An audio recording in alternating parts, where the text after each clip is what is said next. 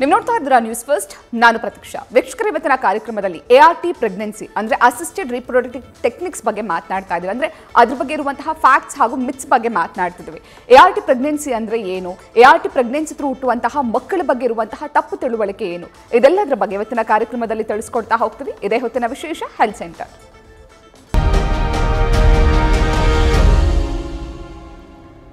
ಇವತ್ತಿನ ನಮ್ಮ ಕಾರ್ಯಕ್ರಮದಲ್ಲಿ ಡಾಕ್ಟರ್ ಕಾಮಿನಿ ರಾವ್ ಹಾಸ್ಪಿಟಲ್ನ ಡೆಪ್ಯೂಟಿ ಡೈರೆಕ್ಟರ್ ಆಗಿರುವಂತಹ ಡಾಕ್ಟರ್ ಅನು ಕೊಟ್ಟೂರ್ ಅವರು ನಮ್ಮ ಜೊತೆ ಇದ್ದಾರೆ. ಬನ್ನಿ ಅವ್ರನ್ನ ಕಾರ್ಯಕ್ರಮಕ್ಕೆ ವೆಲ್ಕಮ್ ಮಾಡಿಕೊಂಡು ಕಾರ್ಯಕ್ರಮ ಶುರು ಮಾಡೋಣ. Doctor, welcome to the show. ನಮಸ್ಕಾರ ಮ್ಯಾಮ್. ಈ ART ಪ್ರೆಗ್ನೆನ್ಸಿ ಮೊದಲಿಗೆ ಹಾಗಂದ್ರೆ ಏನು ಅಂತ ತಿಳಿಸ್ಕೊಡೋದಾದ್ರೆ? ART ಪ್ರೆಗ್ನೆನ್ಸಿ ಅಂತಂದರೆ ಅಸಿಸ್ಟೆಡ್ ರಿಪ್ರೊಡಕ್ಟಿವ್ ಟೆಕ್ನಾಲಜಿ ಅಥವಾ ಅಸಿಸ್ಟೆಡ್ ರಿಪ್ರೊಡಕ್ಟಿವ್ ಟ್ರೀಟ್ಮೆಂಟ್. ಅಂದರೆ ಸಾಮಾನ್ಯವಾಗಿ ನ್ಯಾಚುರಲಾಗಿ ಆಗೋ ಪ್ರೆಗ್ನೆನ್ಸಿ ಇಸ್ ನ್ಯಾಚುರಲ್ ಪ್ರೆಗ್ನೆನ್ಸಿ. ಯಾರಿಗೆ ಪ್ರೆಗ್ನೆನ್ಸಿ ಆಗ್ತಾಯಿಲ್ಲ, ಎಷ್ಟು ದಿವಸ ಟ್ರೈ ಮಾಡಿದ್ರೂ ನ್ಯಾಚುರಲಾಗಿ ಟ್ರೈ ಮಾಡಿದ್ರೂ ಆಗ್ತಾಯಿಲ್ಲ ಅಂಥವ್ರಿಗೆ ಈ ಟ್ರೀಟ್ಮೆಂಟು ಫಲಕಾರಿಯಾಗಿ ಇರುತ್ತೆ. ಇದರಲ್ಲಿ ಕೃತಕ ಗರ್ಭಧಾರಣೆ ಅಂತಲೂ ಹೇಳ್ಬೋದು. ಕನ್ನಡದಲ್ಲಿ ಹೇಳಬೇಕಂದ್ರೆ ನ್ಯಾಚುರಲಾಗಿ ಆಗದೇ ಮೆಡಿಕಲ್ ಸೈನ್ಸ್ನ ಒಂದು ಸಹಾಯ ಪಡೆದು ಅದರಿಂದ ಗರ್ಭಧಾರಣೆ ಆಗೋದಕ್ಕೆ ಕೃತಕ ಗರ್ಭಧಾರಣೆ ಆರ್ ಅಸಿಸ್ಟೆಡ್ ರಿಪ್ರೊಡಕ್ಟಿವ್ ಟೆಕ್ನಿಕ್ ಅಂತ ಹೇಳ್ತೀವಿ. ಈ ART ಪ್ರೆಗ್ನೆನ್ಸಿ ಪ್ರೊಸೀಜರ್ಸ್ ಯಾವ ರೀತಿಯಾಗಿರುತ್ತೆ ಮ್ಯಾಮ್? ಕೃತಕ ಗರ್ಭಧಾರಣೆಯಲ್ಲಿ ಸಾಕಷ್ಟು ವಿವಿಧವಾದ ಟ್ರೀಟ್ಮೆಂಟ್ಗಳು, ಸೌಲಭ್ಯಗಳು ಸಿಗುತ್ತೆ ನಮಗೆ. ಮೊದಲನೇದಾಗಿ ಸಿಂಪಲ್ ಆಗಿ ovulation induction and timed intercourse. ಇದು ಯಾರಿಗೆ ಮಾಡ್ತೀವಿ ನಾವು? ಯಾರಲ್ಲಿ ನ್ಯಾಚುರಲಾಗಿ ಟ್ರೈ ಮಾಡ್ತಾ ಇದ್ದಾರೆ, ಆಗ್ತಾ ಇಲ್ಲ ಅಂತಂದಾಗ ಅವ್ರಿಗೆ ಎಲ್ಲೋ ಎಗ್ ರಿಲೀಸ್ ಆಗುವಂತಹ ಒಂದು ಸಂಭವ ಕಡಿಮೆ ಇರ್ಬೋದು, ಅಥವಾ ಅಂಡಾಣು ಉತ್ಪನ್ನ ಆಗುವಂತಹ ಸಂಭವ ಕಡಿಮೆ ಇದ್ದಾಗ ಟೆಸ್ಟ್ಗಳ ಮೂಲಕ ತಿಳ್ಕೊತೀವಿ ಇದನ್ನು. ಅವ್ರಿಗೆ ಅಂಡಾಣು ಉತ್ಪನ್ನ ಆಗೋದಕ್ಕೆ ಮೆಡಿಸಿನ್ಸ್ ಕೊಡ್ತೇವೆ. ಅಂಡಾಣು ಉತ್ಪನ್ನ ಆಗ್ತಾ ಇದೆಯಾ, ಬೆಳವಣಿಗೆ ಸರಿಯಾಗಿ ಆಗ್ತಾ ಇದೆಯಾ, ಓವ್ಯುಲೇಷನ್ ಅಂದರೆ ಅಂಡಾಣು ಬಿಡುಗಡೆ ಆಗೋ ಸಮಯ ಅವ್ರಿಗೆ ತಿಳಿಸ್ಕೊಡ್ತೀವಿ. ಅದನ್ನು ಅಲ್ಟ್ರಾಸೌಂಡ್ ಮೂಲಕ ತಿಳಿಸ್ತೇವೆ. ಆಮೇಲೆ ಅವ್ರಿಗೆ ಹೇಳ್ತೀವಿ ಈ ಸಮಯದಲ್ಲಿ ನೀವು ಗಂಡ ಹೆಂಡತಿ ಇರಬೇಕು. That is called ovulation induction and timed intercourse. ಇದು one of the simplest method. ಇನ್ನೊಂದು ಇಂಟ್ರಾ ಯೂಟ್ರೈನ್ ಇನ್ಸೆಮಿನೇಷನ್. ಇದು ಏನಂತಂದರೆ ಯಾರಿಗೆ ಗಂಡಸರಲ್ಲಿ ವೀರ್ಯಾಣು ಸಂಖ್ಯೆ ಕಡಿಮೆ ಇರುತ್ತೆ ಅಥವಾ ಯಾರಿಗೆ ಸಂಭೋಗ ಮಾಡೋದಕ್ಕೆ ಕಷ್ಟ ಆಗ್ತಾ ಇರುತ್ತೋ ಅಂಥವ್ರಿಗೆ ಸಿಂಪಲ್ ಟ್ರೀಟ್ಮೆಂಟ್ ಮತ್ತು ಓವ್ಯುಲೇಷನ್ ಇಂಡಕ್ಷನ್ ಕೊಡ್ತೇವೆ. ಅಂಡಾಣು ಉತ್ಪನ್ನ ಆಗೋದಕ್ಕೆ ಔಷಧಿಗಳಿರ್ಬೋದು ಅಥವಾ ಇಂಜೆಕ್ಷನ್ಸ್ ಇರ್ಬೋದು ಅಥವಾ ಎರಡೂ ಇರ್ಬೋದು. ಅದನ್ನು ಕೊಟ್ಬಿಟ್ಟು ಮತ್ತು ಸ್ಕ್ಯಾನಿಂಗ್ ಮೂಲಕ ನೋಡ್ಕೋತೇವೆ ಯಾವಾಗ ಅಂಡಾಣು ರೆಡಿಯಾಗಿರುತ್ತೆ. ಅಂಡಾಣು ಯಾವಾಗ ರೆಡಿಯಾಗಿರುತ್ತೋ ಅದನ್ನು ಬಿಡುಗಡೆ ಆಗೋದಕ್ಕೂ ಇಂಜೆಕ್ಷನ್ ಕೊಡ್ತೇವೆ. ಇಂಜೆಕ್ಷನ್ ಕೊಡೋ ಉದ್ದೇಶ ಇಷ್ಟೇ, ಟೈಮ್ ಮಾಡ್ಬೋದು. ಸಾಮಾನ್ಯವಾಗಿ ಏನಾಗುತ್ತೆ ಅಂತಂದರೆ ಆ ಇಂಜೆಕ್ಷನ್ ಕೊಟ್ಟ ಮೇಲೆ ಖಂಡಿತವಾಗಿ 36 ಗಂಟೆಗಳ ಆದಮೇಲೆ 36 to 40 hours ಆ ಸಮಯದಲ್ಲಿ ಅಂಡಾಣು ಖಂಡಿತವಾಗ್ಲೂ ಬಿಡುಗಡೆ ಆಗುತ್ತೆ. ಸೊ ಆವಾಗ ಏನು ಮಾಡ್ತೀವಿ, ಆ ಟೈಮ್ಗೆ ನಾವು ಕರೆದುಬಿಟ್ಟು ಸ್ಕ್ಯಾನ್ ಮಾಡಿ ಅಂಡಾಣು ಬಿಡುಗಡೆ ಆಗೋದನ್ನು ನಾವು ಸ್ಕ್ಯಾನಿಂಗಲ್ಲಿ ನೋಡ್ತೇವೆ. ನೋಡಿದಾಗ ಆಮೇಲೆ ಆವಾಗ ಅವರ ಯಜಮಾನರು ಹಸ್ಬೆಂಡ್ ವಿಲ್ ಗಿವ್ ಸೆಮೆನ್ ಕೊಡ್ತಾರೆ, ವೀರ್ಯಾಣು ಕೊಡ್ತಾರೆ. ಅದನ್ನು ಶೋಧಿಸ್ತೇವೆ. ಯಾಕಂದರೆ ಸಾಮಾನ್ಯವಾಗಿ ಕೊಟ್ಟಿರೋ ವೀರ್ಯಾಣುವಿನಲ್ಲಿ ವೀರ್ಯದಲ್ಲಿ ಏನಿರುತ್ತೆ ಅಂತಂದರೆ ಡೆಡ್ ಸ್ಪರ್ಮ್ಸ್ ಇರ್ಬೋದು, ಆಮೇಲೆ ಅಬ್ನಾರ್ಮಲ್ ಸ್ಪರ್ಮ್ಸ್ ಇರ್ಬೋದು, ಮತ್ತು ಇನ್ನೊಂದು ಏನೇನೋ ಕಸರೆಲ್ಲ ಇರುತ್ತೆ ಅದರಲ್ಲಿ. ಸೊ ಅದನ್ನು ನಾವು ಶೋಧಿಸ್ತೇವೆ ಲ್ಯಾಬಲ್ಲಿ. ಶೋಧನೆ ಮಾಡಿಬಿಟ್ಟು ಅದನ್ನು ಹೆಂಡತಿಯ ಗರ್ಭಾಶಯದಲ್ಲಿ ಒಂದು IUI ಕ್ಯಾಥೆಟರ್ ಅಂತ ಇರುತ್ತೆ. ಆ ಕ್ಯಾಥೆಟರ್ ಒಳಗೆ ಸ್ಯಾಂಪಲ್ನ ಲೋಡ್ ಮಾಡಿಕೊಂಡು ಸಿರಿಂಜ್ ಮೂಲಕ ಆ ಕ್ಯಾಥೆಟರ್ ಮೂಲಕ ಗರ್ಭಾಶಯಕ್ಕೆ ವೀರ್ಯಾಣುನ ವರ್ಗಾವಣೆ ಮಾಡ್ತೇವೆ. ಅದು ಎರಡನೇ ಸಿಂಪಲ್ ಟ್ರೀಟ್ಮೆಂಟ್. ಇನ್ನು ಮೂರನೇದು ಅಂತಂದರೆ ಮಾತನಾಡ್ತೀನಿ. ನಾಗರಾಜ್ ಅಂತ ಬಾಗಲಕೋಟೆಯಿಂದ ಕರೆ ಮಾಡಿದ್ದಾರೆ. ನಮಸ್ತೆ ಸರ್. ನಮಸ್ಕಾರ ಮೇಡಮ್. ನಮಸ್ಕಾರ ನಾಗರಾಜ್, ಹೇಳಿಪ್ಪ. ಮೇಡಮ್, ನಾವು ನಮ್ಮ ಮಿಸ್ಸಸ್ಗೆ 2 ಸಲ IVF ಮಾಡಿಸಿದ್ವಿ. ನಮ್ಮ ಮಿಸ್ಸಸ್ ಅವರಿಗೆ 2 ಸಲ IVF ಮಾಡಿಸಿದ್ವಿ. ಹೇಳಿ. ಇನ್ನೂವರೆಗೂ ಡೋನರ್ ಎಗ್ ತಗೊಂಡು ಮಾಡಿಸಿದೀವಿ ಮೇಡಮ್. ಓಕೆ. ಬೇಬಿ ಆಗ್ಲಿಲ್ಲ ಮೇಡಮ್. ಓಕೆ. ಅದಕ್ಕೆ ಮುಂದೆ ಏನೋ ಮಾಡ್ಬೇಕು. ಈಗ ಡೋನರ್ ಎಗ್ ತೊಗೊಂಡು IVF ಮಾಡಿಸ್ಕೊಂಡಿದ್ದೀರಿ ಅಂತ ಹೇಳಿದ್ದೀರಿ. ಗರ್ಭ ನಿಲ್ಲದೆ ಇರೋದಕ್ಕೆ ಸಾಕಷ್ಟು ಕಾರಣಗಳೇ ಇರುತ್ತೆ ನಾಗರಾಜ್. ಅದೆಲ್ಲ ಟೆಸ್ಟ್ಗಳು ಮಾಡಿದಾರ ನಿಮಗೆ? ಮತ್ತು ಹಾಕಿರೋ ಭ್ರೂಣ ಕ್ವಾಲಿಟಿ ಏನು ಅಂತ ತಿಳ್ಕೋಬೇಕು. ಮತ್ತು ಇನ್ನೊಂದು ಏನು ಅಂತಂದರೆ ಭ್ರೂಣ ಹಾಕಿದ ತಕ್ಷಣ ಗರ್ಭಾಶಯದಲ್ಲಿ ಅದು ಗರ್ಭಧಾರಣೆ ಆಗುತ್ತೆ ಅನ್ನೋದು ಚಾನ್ಸಸ್ ಕಡಿಮೆ ಇರುತ್ತೆ. ಆಮೇಲೆ ಅದು ಡೋನರ್ ಎಗ್ ಅಂತ ತೊಗೊಂಡು ಮಾಡಿದಾಗ ಅದು ಕ್ವಾಲಿಟಿ ಹೇಗಿತ್ತು ಅದೆಲ್ಲ ತುಂಬ ಮುಖ್ಯಪ್ಪ ತಿಳ್ಕೊಳ್ಳೋದಕ್ಕೆ. ಸಕ್ಸಸ್ಗೆ ನಾನಾ ವಿಧದ ಕಾರಣಗಳಿರುತ್ತೆ. ಸೊ ಅದನ್ನೆಲ್ಲ ತೋರಿಸ್ಕೊಂಡ್ರೆ ಕಂಡುಹಿಡ್ಕೋಬೋದು. ಆಮೇಲೆ ಮತ್ತೆ ಪ್ರಯತ್ನ ಮಾಡಬೇಕಾಗುತ್ತೆ. ಒಂದು ಸಲ ಆಗಿಲ್ಲ, 2 ಸಲ ಆಗಿಲ್ಲ ಅಂದರೆ 3ನೇ ಸಲನೂ ಪ್ರಯತ್ನ ಮಾಡಿ. ಥ್ಯಾಂಕ್ ಯು ನ್ಯೂಸ್ ಫಸ್ಟ್ಗೆ ಕರೆ ಮಾಡಿದ್ದಕ್ಕೆ. ಮ್ಯಾಮ್, ನೀವು 2 ಸಿಂಪಲ್ ಪ್ರೊಸೀಜರ್ಸ್ ಬಗ್ಗೆ ಹೇಳಿದ್ರಿ, ART ಬಗ್ಗೆ. 3ನೇ ಪ್ರೊಸೀಜರ್ ಬಗ್ಗೆ ಹೇಳ್ತಾ ಇದ್ದೀರಿ. 3ನೇದು ಪ್ರೊಸೀಜರ್ ಸ್ವಲ್ಪ ಹೈಟೆಕ್ ಪ್ರೊಸೀಜರ್ ಅಂತ ಹೇಳ್ಬೋದು. ಆ್ಯಂಡ್ ಅದನ್ನೇ ನಾವು ಟೆಸ್ಟ್ ಟ್ಯೂಬ್ ಬೇಬಿ ಅಥವಾ ಪ್ರಣಾಳ ಶಿಶು IVF ಅಂತ ಹೇಳ್ತೀವಿ. ಅದು ಮತ್ತು ಅದಕ್ಕೆ ಇಲ್ಲಿ ದಿನ ಇಂಜೆಕ್ಷನ್ಸ್ ಕೊಡಲಾಗುತ್ತೆ. 10ರಿಂದ 11 ದಿವಸ ಮುಟ್ಟಾಗಿದೆ 2ನೇ ದಿವಸದಿಂದ ಈ ಟ್ರೀಟ್ಮೆಂಟ್ ಶುರು ಮಾಡ್ತೇವೆ. 10-12 ದಿವಸ ಇಂಜೆಕ್ಷನ್ಸ್ ಕೊಡ್ತೇವೆ. ಮತ್ತು 3-4 ಸಲ ಅಂದರೆ 2ನೇ ದಿವಸ ಮತ್ತು 6ನೇ ದಿವಸ, 8ನೇ ದಿವಸ, ಮುಟ್ಟಿನ 10ನೇ ದಿವಸ, ಈ ಥರ ವಿವಿಧ ದಿನಗಳಲ್ಲಿ ಸ್ಕ್ಯಾನಿಂಗ್ ಮಾಡ್ತೇವೆ. ಸ್ಕ್ಯಾನಿಂಗ್ ಮಾಡೋ ಉದ್ದೇಶ ನಾವು ಕೊಟ್ಟಿರೋ ಇಂಜೆಕ್ಷನ್ ಅದಕ್ಕೆ ದೇಹ ಸರಿಯಾಗಿ ಸ್ಪಂದಿಸ್ತಾ ಇದೆಯಾ, ಅಂಡಾಣು ಉತ್ಪನ್ನ ಆಗ್ತಾ ಇದೆಯಾ, ಬೆಳೀತಾ ಇದೆಯಾ ಅಂತ ತಿಳ್ಕೊಳ್ಳೋಕ್ಕೆ. ಮತ್ತು ಅದಕ್ಕೆ ಅನುಗುಣವಾಗಿ ಯಾವಾಗ ಅದು ಅಂಡಾಶಯದಲ್ಲಿ ಫಾಲಿಕಲ್ಸ್ ಅಂತೀವಿ, ಅದು ಒಂದು 18ರಿಂದ 20 ಮಿಲಿಮೀಟರ್ ಬಂದಾಗ ಅದನ್ನು ನಾವು ರಿಲೀಸ್ ಮಾಡೋದಕ್ಕೆ ಮತ್ತೆ ಇಂಜೆಕ್ಷನ್ ಕೊಡ್ತೇವೆ. ರಿಲೀಸ್ ಮಾಡೋದಕ್ಕೆ ನಾನು ಹೇಳ್ದಾಗೆ 36 ಗಂಟೆ ಕಾಲ ಬೇಕಾಗುತ್ತೆ. ಸೊ ನಾವು ಅದನ್ನು ರಿಲೀಸ್ ಆಗೋಕ್ಕೆ ಬಿಡದೇನೆ ಅಲ್ಟ್ರಾಸೌಂಡ್ ಮೂಲಕ ಕೆಳಗಡೆಯಿಂದ ಅದು ಸೂಜಿ ಹಾಕಿಬಿಟ್ಟು ಅದಕ್ಕೆ ಟ್ಯೂಬಿಂಗ್ ಸಿಸ್ಟಮ್ ಇರುತ್ತೆ. ಅದರಲ್ಲಿ ಎಲ್ಲ ಅಂಡಾಣುನ ಶೇಖರಣೆ ಮಾಡ್ಕೋತೀವಿ. ಅದಕ್ಕೆ oocyte retrieval or egg collection ಅಂತ ಹೇಳ್ತೇವೆ. ಆ ಎಗ್ ಕಲೆಕ್ಷನ್ ಮಾಡಿದ ದಿವಸ, ಅಂಡಾಣುನ ಶೇಖರಣೆ ಮಾಡಿರೋ ದಿವಸ ಯಜಮಾನ್ರದ್ದು ವೀರ್ಯಾಣು ತೊಗೊಳ್ತೀವಿ ಮತ್ತು ಶೋಧಿಸ್ತೇವೆ. ಶೋಧಿಸಿದ ನಂತರ ಏನು ಮಾಡ್ತೇವೆ ಅಂದರೆ, ಒಂದು ಸಿಕ್ಕಿರೋ ಅಂಡಾಣು ಎಲ್ಲನೂ ಚೆನ್ನಾಗಿರುತ್ತೆ ಅಂತ ನಾವು ಹೇಳೋಕ್ಕಾಗಲ್ಲ. ಮತ್ತು ಅದರಲ್ಲಿ ನಾವು ಒಳ್ಳೆ ಅಂಡಾಣುನ ಆರಿಸ್ಕೋತೇವೆ. ಒಳ್ಳೆ ಅಂಡಾಣು ಮತ್ತು ಒಂದು ಒಳ್ಳೆ ವೀರ್ಯಾಣುವನ್ನು ತೊಗೊಂಡು ಅಂಡಾಣು ಒಳಗೆ ವೀರ್ಯಾಣುನ ನಾವು ಸೇರಿಸ್ತೇವೆ. ಇದಕ್ಕೆ ICSI ಪ್ರೊಸೀಜರ್ ಅಂತೀವಿ. ಇದು ಮತ್ತೆ ಹೈಟೆಕ್ ಪ್ರೊಸೀಜರ್. ಲಕ್ಷ್ಮಣ್ ಅಂತ ಕರೆ ಮಾಡಿದ್ದಾರೆ. ನಮಸ್ತೆ ಲಕ್ಷ್ಮಣ್ ಅವರೇ. ನಮಸ್ತೆ. ನಮಸ್ತೆ ಲಕ್ಷ್ಮಣ್, ಹೇಳಿ. ಮೇಡಮ್, ನಮ್ಗೆ ಈಗಾಗಲೇ 2 ಹೆಣ್ಮಕ್ಳಿದೆ. ಹಾಂ, ಈಗ 3ನೇದು ಗಂಡು ಮಗು ಬೇಕು ಅಂತೇಳಿ ನಮ್ಮ ಆಸೆ. ಅದಕ್ಕೆ ನಿಮ್ಮ ಕಡೆಯಿಂದ ಏನಾರು ಪರ್ಫೆಕ್ಟ್ ಆಗಿ ಸಹಾಯ ಆಗುತ್ತಾ? ಇಲ್ಲಪ್ಪ, ಅದನ್ನು ಯೋಚನೆ ಮಾಡೋದು ತಪ್ಪು. ನಿಮ್ಮ ಆಸೆ ನೆರವೇರಿಸೋಕ್ಕೆ ಒಬ್ಬರಿಂದನೇ ಸಾಧ್ಯ, ಭಗವಂತನಿಂದ ಅಷ್ಟೇ. ಯಾವ ಟೆಕ್ನಿಕ್ಕು ಇಲ್ಲಪ್ಪ ಆ ಥರ. ನಿಮ್ಮ ಟೆಕ್ನಿಕಲ್ಲಿ ಯಾವುದೂ ಇಲ್ಲ ಇಲ್ಲ. ಥ್ಯಾಂಕ್ ಯು ನ್ಯೂಸ್ ಫಸ್ಟ್ಗೆ ಕರೆ ಮಾಡಿದ್ದಕ್ಕೆ. ಮ್ಯಾಮ್, ಪ್ರೊಸೀಜರ್ಸ್ ಬಗ್ಗೆ ಹೇಳ್ತಾ ಇದ್ರು ನೀವು. ಹಾಂ, ಸೊ ಇಲ್ಲಿ ಒಳ್ಳೆ ಅಂಡಾಣು ಮತ್ತು ಒಳ್ಳೆ ಬೇರನ್ನು ಸೇರಿಸಿ ಮತ್ತು ಲ್ಯಾಬಲ್ಲಿ ಇನ್ಕ್ಯುಬೇಟ್ರಲ್ಲಿ ಇಡಲಾಗುತ್ತೆ. ಅದಕ್ಕೆ 3 ದಿವಸ ಬೇಕು ಅದು ಭ್ರೂಣ ತಯಾರಾಗೋಕ್ಕೆ. ಮತ್ತು ಎಷ್ಟು ಒಳ್ಳೆ ಅಂಡಾಣುನ ತೊಗೊಂಡು ಎಷ್ಟು ಒಳ್ಳೆ ವೀರ್ಯಾಣುನ ತೊಗೊಂಡು ಸೇರಿಸಿಟ್ಟಾಗ ಪ್ರತಿಯೊಂದು ಅಂಡಾಣು ಭ್ರೂಣಕ್ಕೆ ವರ್ಗಾಯಿಸ್ಬಿಡುತ್ತೆ ಅನ್ನೋದಕ್ಕೆ ಹೇಳೋಕ್ಕಾಗಲ್ಲ. ಯಾಕಂದರೆ ಇದು ಎಲ್ಲ ನೇಚರ್ ಕಾಲ್, ಇದು ತನ್ನಷ್ಟಕ್ಕೆ ತಾನೇ ಆಗಬೇಕಿದು. ಸೊ ಅದು ಭ್ರೂಣ ತಯಾರಾಗಿದ್ದನ್ನ ಮತ್ತು ಅದರಲ್ಲಿ ಒಳ್ಳೆ ಭ್ರೂಣನ ಆರಿಸ್ಕೊಂಡು ಸಾಮಾನ್ಯವಾಗಿ ಒಳ್ಳೆ ಭ್ರೂಣನ ಮತ್ತೆ ಗರ್ಭಾಶಯಕ್ಕೆ ವರ್ಗಾವಣೆ ಮಾಡ್ತೇವೆ. ಜಾಸ್ತಿ ಅಂತಂದರೆ 2 ಹಾಕ್ತೇವೆ. ಬ್ಲಾಸ್ಟೋಸಿಸ್ಟ್ ಅದನ್ನು ಮತ್ತೆ ನಾವು 5 ದಿವಸನೂ ಹೊರಗೆ ಬೆಳೆಸ್ತೇವೆ. 3 ದಿವಸ ಬೆಳೆಸೋದಕ್ಕೆ 8 ಸೆಲ್ ಎಂಬ್ರಿಯೋ ಅಥವಾ 8 ಸೆಲ್ ಭ್ರೂಣ ಅಂತ ಹೇಳ್ತೇವೆ. ಅದನ್ನು ಇನ್ನೂ 1-2 ದಿವಸ ಹೊರಗಡೆ ಬಿಟ್ಟಾಗ 5 ದಿವಸ ಬೆಳೆಸಿದ ಎಂಬ್ರಿಯೋಗೆ ಬ್ಲಾಸ್ಟೋಸಿಸ್ಟ್ ಅಂತೇವೆ. ಸಾಮಾನ್ಯವಾಗಿ ಬ್ಲಾಸ್ಟೋಸಿಸ್ಟ್ನ ಒಂದೇ ಹಾಕ್ತೇವೆ. ಆ್ಯಂಡ್ ವಿಜ್ಞಾನದ ಪ್ರಕಾರ ಬ್ಲಾಸ್ಟೋಸಿಸ್ಟ್ ಹಾಕಿದರೆ ಗರ್ಭಧಾರಣೆ ಆಗೋ ಸಾಧ್ಯತೆ ಹೆಚ್ಚು ಅಂತ ಹೇಳ್ತಾರೆ. ಸೊ ಇದು ಒಂದು ಟೆಕ್ನಿಕ್. ಮ್ಯಾಮ್, ಸುಕೃತ ಅಂತ ಬೆಂಗಳೂರಿಂದ ಕರೆ ಮಾಡಿದ್ದಾರೆ. ನಮಸ್ತೆ ಸುಕೃತ. ಸುಕೃತ ಅವ್ರಿಗೆ ನನ್ನ ಧ್ವನಿ ಕೇಳಿಸ್ತಾ ಇದೆಯಾ? ಓಕೆ, ಕಾಲ್ ಕಟ್ ಆಗಿದೆ. ಮ್ಯಾಮ್, ಇವತ್ತಿನ ಟಾಪಿಕ್ ಬಿಟ್ಟು ಕ್ವೆಶನ್ ಕೇಳ್ತೀನಿ. ಅದಕ್ಕೂ ಮುಂಚೆ ನಾರಾಯಣ ಅಂತ ದಾವಣಗೆರೆಯಿಂದ ಕರೆ ಮಾಡಿದ್ದಾರೆ. ನಾರಾಯಣ ಅವರೇ, ನಮಸ್ಕಾರ. ನಮಸ್ಕಾರ ಮೇಡಮ್. ನಮಸ್ಕಾರ ನಾರಾಯಣ್, ಹೇಳಿ. ಮೇಡಮ್, ಅದೇ ನಮಗೆ 13 ವರ್ಷ ಆಯ್ತು. ಹಲೋ, ಹೇಳಿ ನಾರಾಯಣ್. ಅದೇ ಮೇಡಮ್, ನಾವು ಒಂದು ನಾರಾಯಣ ಅವರೇ, ಟಿವಿ ವಾಲ್ಯೂಮ್ನ ಮ್ಯೂಟ್ ಮಾಡಿ ಮಾತಾಡಿ. ನನ್ನ ಧ್ವನಿ ಕೇಳಿಸ್ತಾ ಇದೆಯಾ? ಓಕೆ, ಕಾಲ್ ಕಟ್ ಆಗಿದೆ. ನಾನು ಹೇಳ್ದಾಗೆ ಆಗಲೇ ಕಾಲ್ ಮಾಡಿದವ್ರು ಹೇಳಿದ್ರು, 2 ಹೆಣ್ಮಕ್ಳಾಗಿದೆ ಬಟ್ ಒಂದು ಗಂಡು ಮಗು ಬೇಕು, ಅದಕ್ಕಾಗಿ ಏನಾದ್ರು ಟೆಕ್ನಿಕ್ಸ್ ಇದೆಯಾ ಅಂತ. ತುಂಬ ಜನರಿಗೆ ಆ ರೀತಿ ಆಲೋಚನೆಗಳಿರುತ್ತೆ, ಒಂದು ಗಂಡು ಮಗು ಬೇಕು ಅಂತ. ನಿಜವಾಗ್ಲೂ ಆ ಥರದ್ದು ಏನಾದ್ರು ಟೆಕ್ನಿಕ್ಸ್ ಇದೆಯಾ ಮ್ಯಾಮ್? ಖಂಡಿತ ಟೆಕ್ನಿಕ್ ಯಾವುದೂ ಇಲ್ಲ ಆ ಥರ ಗಂಡು ಮಗು ಬೇಕು ಅನ್ನೋದು. ಮೊಟ್ಟ ಮೊದಲಾಗಿ ನಾನು ಹೇಳ್ತೇನೆ, ಗಂಡು ಹೆಣ್ಣು ಅನ್ನೋ ಒಂದು ವ್ಯತ್ಯಾಸ ನಾವು ಈಗಲೂ ಇಟ್ಕೊಳ್ಳೇಬಾರ್ದು. ಗಂಡಾಗಲಿ ಹೆಣ್ಣಾಗಲಿ ಮಗು ಬೇಕು ಅನ್ನೋದಕ್ಕೆ ಈಗ ತುಂಬ ಜನ ಪರದಾಡ್ತಾ ಇದ್ದಾರೆ. ನಂಗೆ ಗಂಡೇ ಬೇಕು ಹೆಣ್ಣೇ ಬೇಕು ಅನ್ನೋ ಒಂದು ಅಭಿಪ್ರಾಯ ಇಟ್ಕೊಂಡು ಟ್ರೀಟ್ಮೆಂಟ್ ಇದೆ ಅಂದ್ಕೊಳ್ಳೋದು ಒಂದು ದಪ್ಪ ಅಭಿಪ್ರಾಯ.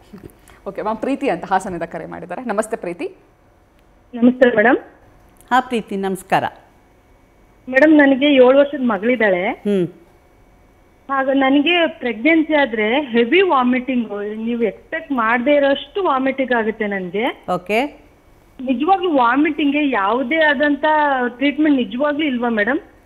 ಇದೆ ಅಮ್ಮ. ವಾಮಿಟಿಂಗ್ ಆಗೋದಕ್ಕೆ ಕಾರಣ ಮೊದಲಾಗಿ ಇರೋದು ಪ್ರೆಗ್ನೆನ್ಸಿನಲ್ಲಿ ಇರೋ ಅಂಥ ಹಾರ್ಮೋನ್ ಬದಲಾವಣೆಯಿಂದ ಆಗುತ್ತೆ. ಸೊ ಅದಕ್ಕೆ ಬರೀ ಔಷಧಿ ಒಂದೇ ಸಹಾಯ ಆಗುತ್ತೆ ಅಂತ ಹೇಳೋಕ್ಕಾಗಲ್ಲ, ಔಷಧಿಗಳಿದೆ. ಬಟ್ ಕೆಲವೊಂದು ಸತಿ ಏನಾಗುತ್ತೆ ಅಂದರೆ ಕೆಲವ್ರಿಗೆ ಒಂದು ಸಹನಾ ಶಕ್ತಿ ಅನ್ಬೋದು ಅಥವಾ ತಾಳ್ಮೆ ಶಕ್ತಿ ಅನ್ನೋದ್ರ ಮೇಲೂ ಡಿಪೆಂಡ್ ಆಗುತ್ತೆ. ವಾಮಿಟ್ ಆಗೋದಕ್ಕೆ ಕಾರಣ ಏನು ಅಂತಂದರೆ, ಒಂದು ಹೊಟ್ಟೆ ಖಾಲಿ ಇಟ್ಕೊಂಡಾಗ ಗ್ಯಾಸ್ಟ್ರಿಕ್ಕಿಂದನೂ ಆಗ್ಬೋದು. ಸೊ ಅದಕ್ಕೆ ನಾವು ನಮ್ಮ ಪೇಷಂಟ್ಸ್ಗೆ, ಗರ್ಭಧಾರಣೆ ಆಗಿ ಬಂದಿರೋ ಪೇಷಂಟ್ಸ್ಗೆ ನಾವೇನು ಹೇಳ್ತೇವೆ ಅಂತಂದರೆ, ಪ್ರತಿ 2 ಗಂಟೆ ಕಾಲಕ್ಕೆ ಸ್ವಲ್ಪನೇ ತಿನ್ನಬೇಕು. ಈಗ ದೊಡ್ಡವ್ರ ಥರ ಬೆಳಗ್ಗೆ ತಿಂಡಿ ತಿಂತೀನಿ ಅಥವಾ ತಿಂಡಿ ಲೇಟಾಗಿ ತಿನ್ನೋದು, ಯಾವಾಗೋ ಊಟ ಮಾಡ್ತೀನಿ, ತಿಂಡಿ ಜಾಸ್ತಿ ತಿಂದುಬಿಟ್ಟೆ ನನಗೆ ಹೊಟ್ಟೆ ಹಸಿವಿಲ್ಲ ಅನ್ನೋದು, ಊಟ ಲೇಟಾಗಿ ಮಾಡಿ, ಈ ಥರ ಅನ್ಟೈಮ್ಲಿ ಫುಡ್ ಹ್ಯಾಬಿಟ್ಸ್ ಇದ್ದಾಗಲೇ ಈ ಥರ ಪ್ರಾಬ್ಲಮ್ ಆಗುತ್ತೆ. ಸೊ ಅದಕ್ಕೆ ಪ್ರತಿ 2 ಗಂಟೆ ಕಾಲ ಒಂದು ಸ್ವಲ್ಪನೇ ತಿಂತಾ ಹೋದರೆ ವಾಮಿಟಿಂಗ್ನ ತಡೆ ಹಿಡ್ಕೋಬೋದಮ್ಮ. ಥ್ಯಾಂಕ್ ಯು ಕರೆ ಮಾಡಿದ್ದಕ್ಕೆ. ಬೀದರಿಂದ ಲಕ್ಷ್ಮಿ ಕರೆ ಮಾಡಿದ್ದಾರೆ. ನಮಸ್ಕಾರ ಲಕ್ಷ್ಮಿ ಅವರೇ. ನಮಸ್ಕಾರ ಮೇಡಮ್. ನಮಸ್ಕಾರ ಲಕ್ಷ್ಮಿ, ಹೇಳಿ. ಲಕ್ಷ್ಮಿ ಅವರೇ ಹೇಳಿ, ಏನು ಸಮಸ್ಯೆ ಇದೆ ಹೇಳಿ.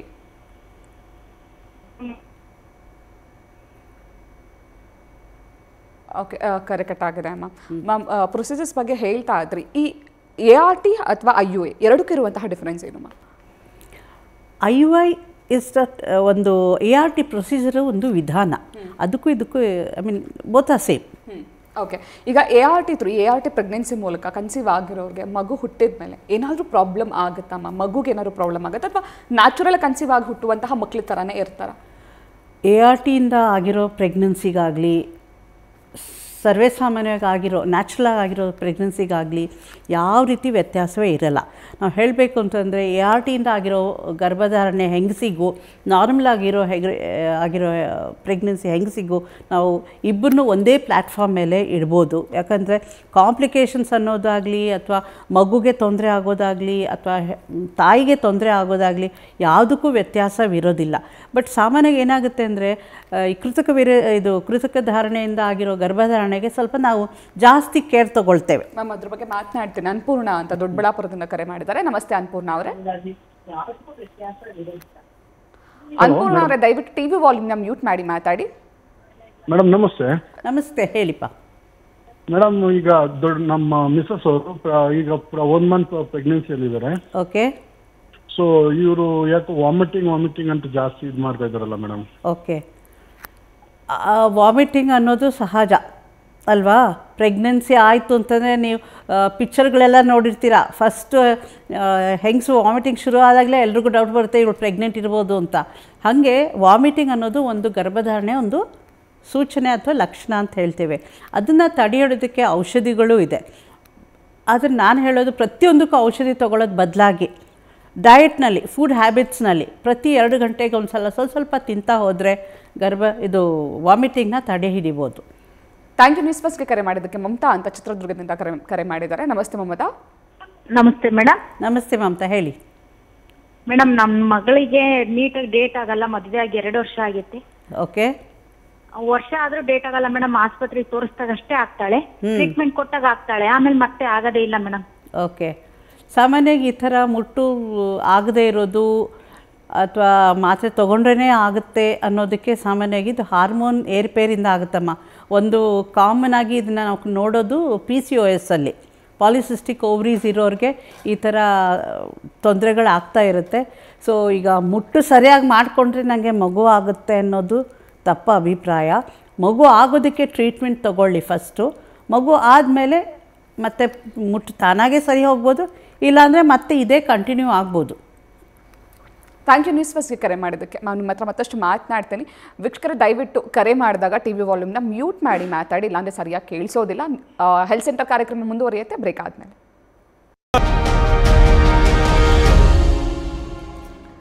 ಬ್ರೇಕ್ ಆದಮೇಲೆ ಹೆಲ್ತ್ ಸೆಂಟರ್ ನೇರಪ್ರಸಾರ ಕಾರ್ಯಕ್ರಮಕ್ಕೆ ಸ್ವಾಗತ. ಮಂಜುನಾಥ್ ಬಡಿಗೇರ್ ಅಂತ ಕಾಲ್ ಮಾಡಿದ್ದಾರೆ. ನಮಸ್ತೆ ಮಂಜುನಾಥ್ ಅವರೇ. ನಮಸ್ತೆ ಮೇಡಮ್. ನಮಸ್ತೆ ಮಂಜುನಾಥ್, ಹೇಳಿ. ನಮಸ್ಕಾರ ಮೇಡಮ್. ಏನಾಗಿದೆ ಅಂದ್ರೆ ನಮ್ಗೆ ಸಿಸ್ಟರ್ ಇದ್ದಾರೆ ಮೇಡಮ್. ಅವ್ರ ಸಿಸ್ಟರ್ಗೆ ಕನಿಷ್ಠ ಈಗ ನಾವು 10-11 ವರ್ಷದಿಂದ ತೋರಿಸ್ತಾನೆ ಇದೀವಿ ಮೇಡಮ್. ಹಾಂ, ಅದಕ್ಕೆ ಅವ್ರಿಗೆ ಯಾವುದೇ ತರ ಸ್ವಲ್ಪ ಇದಾಗ್ತಾ ಇಲ್ಲ. 2 ತಿಂಗಳು 3 ತಿಂಗಳು ಮಟ್ಟ ನಿಂತಿರುತ್ತೆ, ಆಮೇಲೆ ಇದಾಗ್ಬಿಡುತ್ತೆ ಮೇಡಮ್. ಅದು ಹಾಂ, IVF ಅಂತ ಹೇಳಿ ಅದನ್ನೆಲ್ಲ ಏನೇನೋ ಹೇಳಿದ್ರು, ಅವನ್ನೆಲ್ಲ ಎಲ್ಲ ಟ್ರೀಟ್ಮೆಂಟ್ ಕೊಡಿಸಿದೀವಿ ಮೇಡಮ್. ಯಾವುದೇ ತರ ರಿಸಲ್ಟ್ ಇನ್ನು ನಮ್ಗೆ ಇದು ಓಕೆ ಆಗಿಲ್ಲ. ಅದಕ್ಕೆ ಯಾವ ತರ ಏನು ಟ್ರೀಟ್ಮೆಂಟ್ ಇದೆ ಮತ್ತೆ ಆಗ್ಬೋದಾ ಏನೋ ಒಂದು ಇನ್ನೂವರೆಗೂ ಆಸೆ ಇಟ್ಕೊಂಡಿದೀವಿ. ಹೌದಪ್ಪ. ಹೋಪ್ ಇಟ್ಕೊಳ್ಳಬೇಕು, ಹೋಪೇ ಜೀವನ ಅಲ್ವಾ. ಈಗ 2 ತಿಂಗಳಿಗೆ 3 ತಿಂಗಳಿಗೆ ಪ್ರೆಗ್ನೆನ್ಸಿ ಆಗಿ ಹೋಗ್ತಾ ಇದೆ ಏನಂದರೆ ಅದಕ್ಕೆ ಹಲವಾರು ಕಾರಣಗಳಿರುತ್ತೆ. ಒಂದು ಗರ್ಭಾಶಯನೇ ಪ್ರಾಬ್ಲಮ್ ಇರ್ಬೋದು, ಇಲ್ಲ ಭ್ರೂಣದ ಕ್ವಾಲಿಟಿ ಪ್ರಾಬ್ಲಮ್ ಇರ್ಬೋದು. ಈಗ ಒಂದು ಒಳ್ಳೆಯ ಭ್ರೂಣ ತಯಾರಾಗಬೇಕಂದ್ರೆ ಒಳ್ಳೆ ಅಂಡಾಣು ಇರಬೇಕು, ಒಳ್ಳೆ ವೀರ್ಯಾಣು ಇರಬೇಕು. ಸೊ ಎರಡೂ ಸೇರಿ ಒಳ್ಳೆ ಕ್ವಾಲಿಟಿ ಅಂಡಾಣು ವೀರ್ಯಾಣು ತುಂಬ ಮುಖ್ಯ ಒಳ್ಳೆ ಭ್ರೂಣ ತಯಾರಾಗೋದಕ್ಕೆ. ಒಳ್ಳೆ ಭ್ರೂಣನೇ ಹಾಕಿದಾಗಲೇ ಗರ್ಭಧಾರಣೆ ಆಗೋ ಸಾಧ್ಯತೆ ಹೆಚ್ಚಿರುತ್ತೆ. ಇನ್ನೊಂದು ಏನಾಗುತ್ತೆ ಅಂದರೆ ಈ ಥರ ಸಾಮಾನ್ಯವಾಗಿ ವಿಜ್ಞಾನ ಏನು ಹೇಳುತ್ತೆ, ಪದೇ ಪದೇ ಗರ್ಭಧಾರಣೆ ಆಗಿ ಹೋಗ್ತಾ ಇದೆ ಅಂತ ಅನ್ನೋದಕ್ಕೆ ಇನ್ನೊಂದು ಜೆನೆಟಿಕ್ ಪ್ರಾಬ್ಲಮ್ ಸಹ ಇರ್ಬೋದು. ಈಗ ಅಡ್ವಾನ್ಸ್ಡ್ ART ಟ್ರೀಟ್ಮೆಂಟ್ ಅಥವಾ ಅಡ್ವಾನ್ಸ್ಡ್ ಕೃತಕ ಧಾರಣೆ ಟ್ರೀಟ್ಮೆಂಟಲ್ಲಿ ಇನ್ನೊಂದು ಹೊಸದಾಗಿ ಬಂದಿದೆ PGTA ಅಂತ. PGTA ಅಂತಂದರೆ ಪ್ರೀ ಇಂಪ್ಲಾಂಟೇಷನ್ ಜೆನೆಟಿಕ್ ಆಫ್ ಆ್ಯನಿಪ್ಲಾಯ್ಡಿ ಅಂತ. ಅಂದರೆ ನಾವು ಗರ್ಭಾಶಯದಲ್ಲಿ ಭ್ರೂಣ ಹಾಕೋಕ್ಕೆ ಮುಂಚೆನೇ ಆ ಭ್ರೂಣ ವಂಶವಾಹಿ ತಂತುವಿಂದ ಆರೋಗ್ಯವಾಗಿದೆಯಾ ಅಂತ ನಾವು ಟೆಸ್ಟ್ ಮಾಡಿ ಹಾಕ್ಬೋದು. ಸುಮಾರು ಜನರಿಗೆ ಈ ಥರ ಟೆಸ್ಟ್ ಪದೇ ಪದೇ ಅಬಾರ್ಷನ್ ಆದಾಗ ಅಥವಾ 2 ತಿಂಗಳು 3 ತಿಂಗಳಲ್ಲಿ ನಿಂತು ಹೋಗೋವಾಗ ಈ ಟೆಸ್ಟ್ ಮಾಡಿ ನಾವು ಹಾಕಿದಾಗ ತುಂಬ ಜನಕ್ಕೆ ಸಕ್ಸಸ್ ಆಗಿದೆ. ಸೊ ಅದ್ರ ಬಗ್ಗೆ ನೀವೊಂದು ಯೋಚನೆ ಮಾಡ್ಬೋದು. Thank you. ನ್ಯೂಸ್ ಫಸ್ಟ್ಗೆ ಕರೆ ಮಾಡಿದ್ದಕ್ಕೆ. ರೇಷ್ಮಾ ಅಂತ ದಾವಣಗೆರೆಯಿಂದ ಕರೆ ಮಾಡಿದ್ದಾರೆ. ನಮಸ್ತೆ ರೇಷ್ಮಾ. ನಮಸ್ತೆ ಮೇಡಮ್. ನಮಸ್ತೆ ರೇಷ್ಮಾ, ಹೇಳಿ. ನಮ್ಮ ಮಗಳಿಗೆ 4 ವರ್ಷ ಆಯ್ತು ಮೇಡಮ್ ಮದುವೆ ಮಾಡಿ. ಹಾಂ, ಹಾಸ್ಪಿಟ್ಲಿಗೆ ತೋರಿಸಿದ್ವಿ.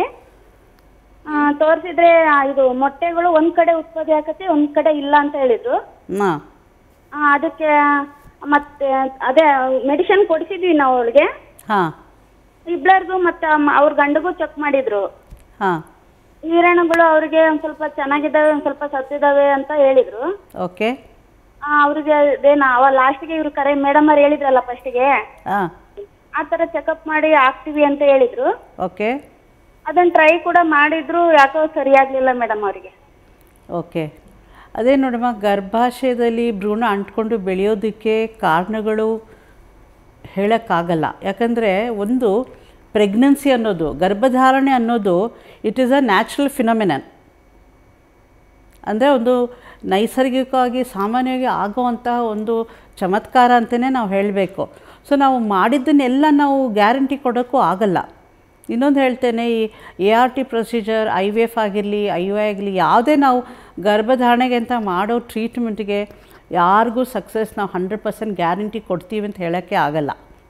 ಬಟ್ ಅನ್ಬೋದು ಮತ್ತು ಯಾಕೆ ಹೋಗಬೇಕು ಅಂತ. ಸಾಮಾನ್ಯವಾಗಿ ಆಗ್ತಾ ಇಲ್ಲ. ಆಗದೇ ಇದ್ದಕ್ಕೆ ನಾವು ಡಾಕ್ಟರ್ಸ್ ಹತ್ರ ಹೋಗಿ ಅಥವಾ ವಿಜ್ಞಾನದ ಸಹಾಯ ನಾವು ಪಡಿಬೇಕಾಗುತ್ತೆ. ನ್ಯೂಸ್ ಫಸ್ಟ್ಗೆ ಕರೆ ಮಾಡಿದ್ದಕ್ಕೆ thank you so much. Narayan ಅಂತ ದಾವಣಗೆರೆಯಿಂದ ಕರೆ ಮಾಡಿದ್ದಾರೆ. ನಮಸ್ತೆ ನಾರಾಯಣ್ ಅವರೇ. ನಮಸ್ತೆ ಮೇಡಮ್. ನಮಸ್ಕಾರ, ಹೇಳಿ ನಾರಾಯಣ್. ಮೇಡಮ್ ನಮಗೆ 13 ವರ್ಷ ಆಯ್ತು ಮೇಡಮ್ ಮದುವೆ ಆಗಿ. 13 ವರ್ಷ ಆಯ್ತು ಮೇಡಮ್ ಮದುವೆ ಆಗಿ. ಹೇಳಿ ಮೇಡಮ್. ಸ್ಟಾರ್ಟಿಂಗ್ ಅವ್ರಿಗೆ ಮಗು ಆಗಿತ್ತು, ವರ್ಷದಲ್ಲೇ 4 ತಿಂಗಳಾಗಿತ್ತು. ಅದು ಟ್ಯೂಬಲ್ ಪ್ರೆಗ್ನೆನ್ಸಿ ಆಗಿಬಿಟ್ಟು ಭಾರಿ ಸಮಸ್ಯೆ ಆಗ್ಬಿಟ್ಟಿತ್ತು ಮೇಡಮ್. ಅದಕ್ಕೆ ನಾವು ಅಲ್ಲಿ ಹಾಸ್ಪಿಟ್ಲಲ್ಲಿ ತೋರಿಸಿದ್ವಿ. ಅದನ್ನ ಟ್ಯೂಬಲ್ ಪ್ರೆಗ್ನೆನ್ಸಿ ಇಂಜೆಕ್ಷನ್ ಅಲ್ಲೇ ಕರೆಸಿದ್ರಿ ಮೇಡಮ್. ಓಕೆ. ಅದು ಒಂದ್ ಸೈಡ್ ಅಷ್ಟೇ ಟ್ಯೂಬ್ ಓಪನ್ ಇದೆ, ಒಂದ್ ಟೈಮ್ ಬ್ಲಾಕ್ ಆಗಿದೆ ಅಂತ ಹೇಳಿದ್ರು ಮೇಡಮ್. ಓಕೆ. ಅದನ್ನ IVF ಅಂತ ಒಂದು 2 ವರ್ಷ 3 ವರ್ಷ ಬೆಡ್ ರೆಸ್ಟ್ ಹೇಳಿದ್ರಿ ಮೇಡಮ್. ಬೆಡ್ ರೆಸ್ಟ್ ಹೇಳಿದ್ರಿ ಮೇಡಮ್ ಅವ್ರು. ಓಕೆ. ಆ ನಂತರ ನೋಡನ್ರಿ ಆಗ್ಬೋದು, ಅದರ ಒಂದ್ ಸೈಡ್ ಆಗಿದ್ರೆ ಆಗ್ಬೋದು, ಇಲ್ಲದಿಲ್ಲ ಅಂತ ಇಲ್ಲೆಲ್ಲ ತೋರಿಸಿದೆ ಮೇಡಮ್. ಓಕೆ.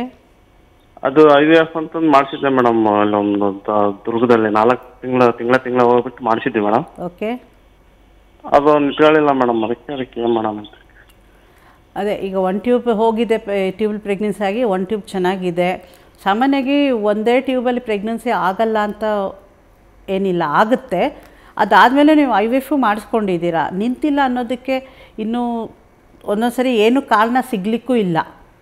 ಅಥವಾ ಒಂದೊಂದು ಸರ್ತಿ ಇನ್ನೊಂದು ಸ್ವಲ್ಪ ಟೆಸ್ಟ್ಗಳು ಮಾಡಿದಾಗ ಇನ್ನೂ ಎಷ್ಟೊಂದು ಅಡ್ವಾನ್ಸ್ ಟೆಕ್ನಿಕ್ ಬಂದಿದೆ.